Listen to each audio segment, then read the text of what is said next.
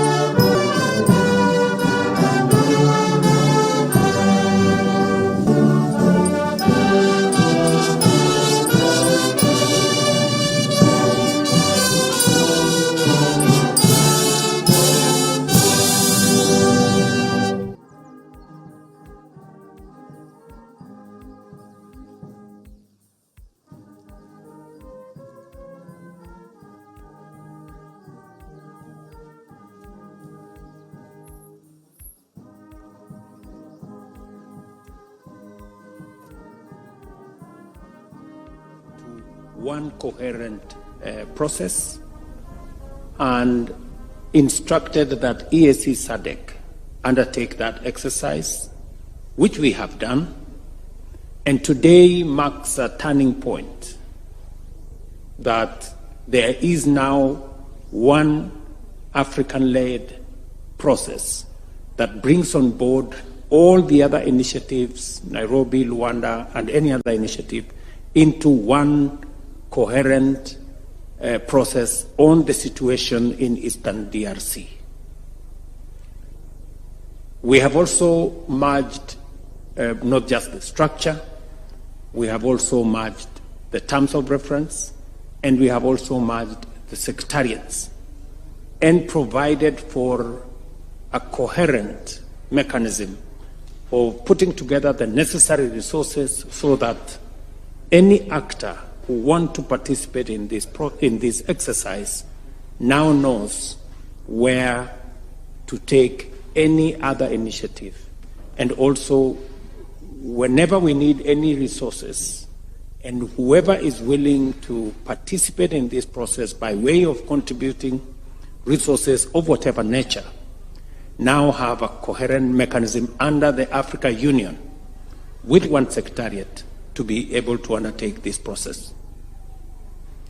This process is not in any way competing or in conflict with the other processes in Doha and Washington. In fact, we believe with this process now, the Washington Agreement or Peace Accord and the agreement in Qatar find a mechanism of alignment with the African-led process, find a place of facilitating coordination and implementation in the process that has now been merged into the African process.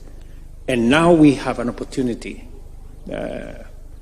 as Africa, and with the participation of the international community, to provide the necessary mechanism for the resolution of the challenges that we have: humanitarian, security, and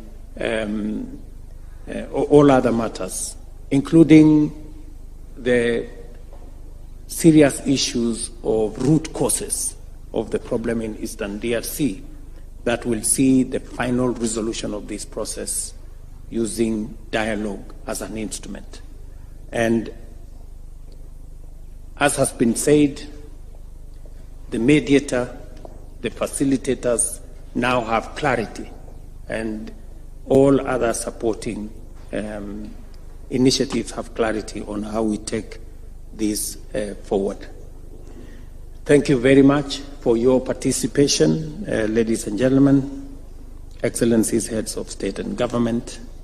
I now take this opportunity to ask the Executive Secretary of SADC to read the final communique of this meeting. I thank you. Mr. Makosi, you have the floor.